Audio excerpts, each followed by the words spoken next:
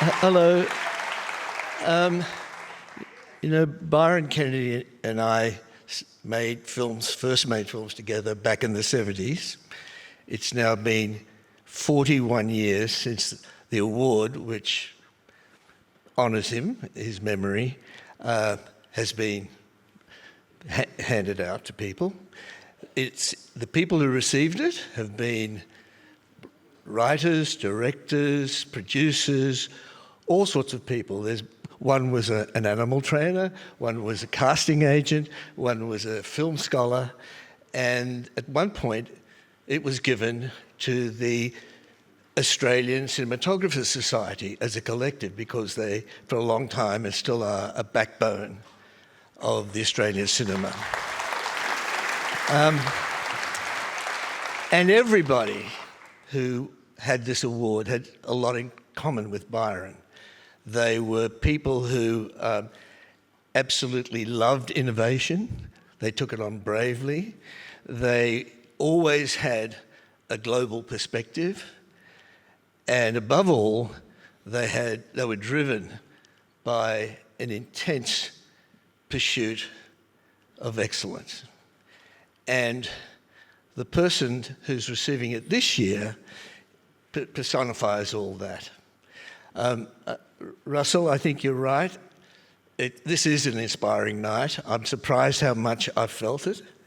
And there is some footage here that the producer put together to give you an idea of what I'm talking about. Thank you. From a galaxy far, far away to a corrupt Gotham City.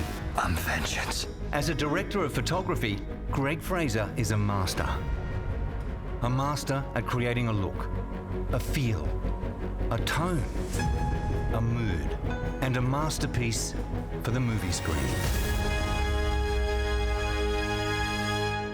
As a budding photography student from Mooroolbark, Melbourne, Greig's career took an inspired turn after finding work with a film production company, where he discovered the collaborative spirit of filmmaking. I cherish your talent. I truly do. Then allow me my happiness. Jane Campion's 2009 poetic drama Bright Star scored Fraser cinematography awards from both the AFI and Australian Cinematographers Society, where he's now a proud member.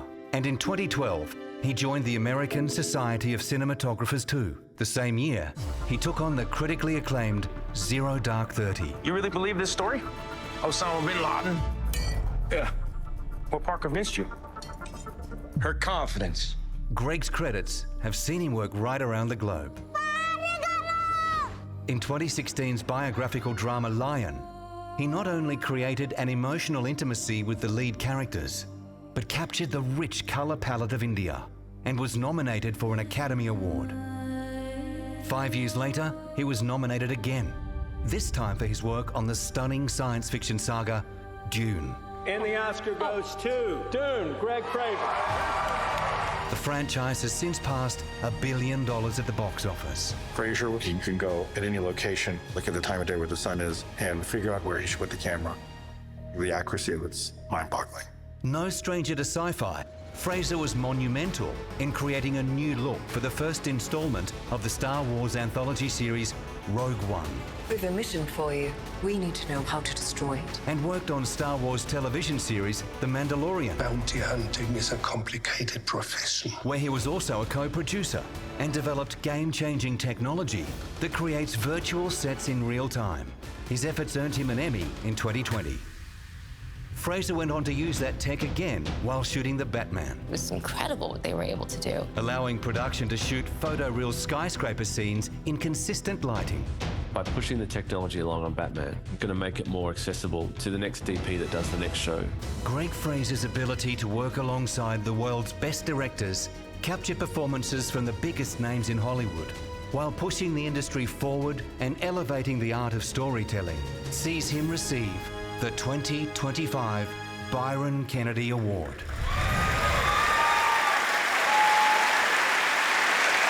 Please welcome Greig Fraiser. Thank you.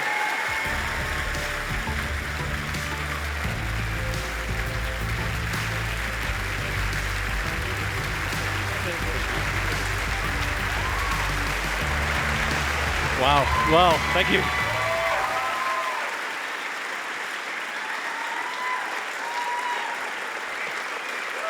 I wish there was an angle from here that we could see all of this. Maybe we can cut that in later. I must apologise in advance because unlike most of the people in this room, I don't get up on stage and use my voice for a living. As a crew person, I tend to stay out of the light. In fact, I deliberately specify that to everybody on my set. So it's a very large part of my brain is already telling me to wrap it up. And I'm not going to. It's very humbling to, quite frankly, rather surreal to stand here and accept the Byron Kennedy Award because as a young filmmaker, I was constantly inspired by the industry's pioneers, Dr. George Miller and Byron Kennedy. The spirit of working with what you have rather than lamenting what you don't, I think has stood me in good stead over the course of a career in Australia and outside of it. My upbringing in the Australian film industry wasn't just about learning the technical skills or following the conventional rules of filmmaking. It was about embracing an ethos, a way of thinking that went beyond simply making films and into the realm of innovation, resilience, and a drive to push boundaries. Filmmaking is at its core about storytelling, and it seems like of late there has been more of an emphasis on how something is made rather than why it is made. My hope is that anything I've been involved with pushes the technical to the back of the conversation and brings the story to the front. The only way to truly ignore something is to make it invisible, and to make it invisible, you need to make a push towards mastering it. It's about constant reinvention and pushing the boundaries of what we can achieve, whether we have resources we want or not. The Australian film industry's strength lies in the ability to innovate against the odds, and I'm proud to perhaps be a small part of that legacy, always questioning, always pushing the limits, and always striving to make something new, bold, and unique. I have a number of small but very important thank yous. All directors, filmmakers, and actors, a lot of who are in this room tonight that I've worked with over the years and learnt from. My crew, who are constantly supportive of every good, bad, and silly idea that I put forward. My wife, Jodie Freed, who has beautifully balanced her professional pursuits whilst raising my children and her children and supporting me at every turn. My children, speaking of children, Felix, Leo, and Poppy, for their patience. It mustn't be easier to have a dad that sort of does what I like to do. And of course, AACTA and the team here for celebrating Australian filmmakers and for this incredibly meaningful award. Thank you.